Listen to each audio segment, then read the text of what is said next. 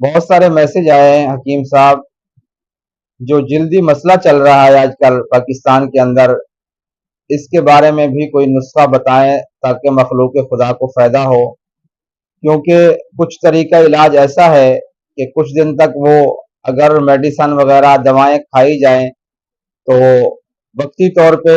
خارش ٹھیک ہو جاتی ہے، جیسے ہی چھوڑ دیا جائے تو پھر دوبارہ ہو جاتی ہے۔ ناظرین کرام، دنیا کے تمام مذاہب میں ایک بات مشترک ہے، وہ ہے انسانیت کی خدمت۔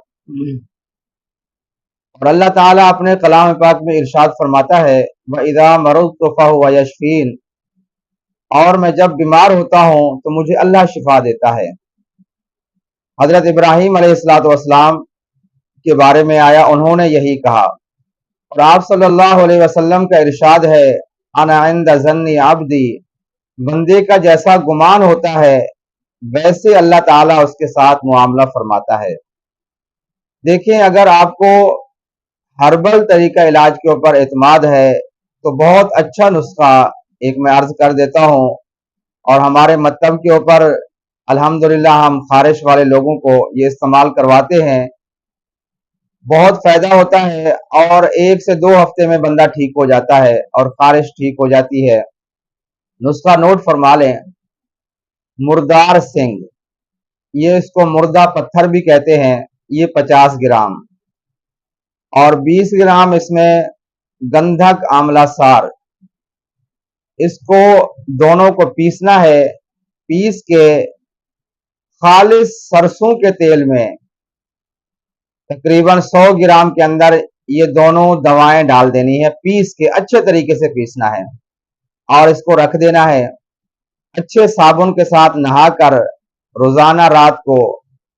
جہاں جہاں خارش ہو وہ مالش کر لیں۔ اس کے علاوہ غذائی علاج یہ ہے، چھوٹی الائچی، سفید زیرہ اور گلاب کے پھول، اس کا کعوہ بنا کر پئیں، اور صبح ناشتے میں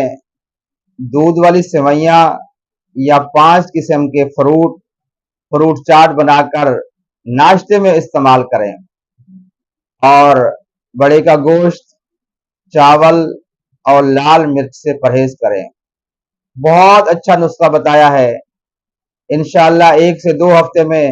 اگر غذا کے اوپر کنٹرول کر لیا، جو میں نے غذا بتائی ہے یہی کھا لی،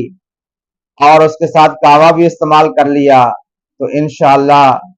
1 ہفتے کے اندر جیسی خارش ہوگی وہ ٹھیک ہو جائے گی۔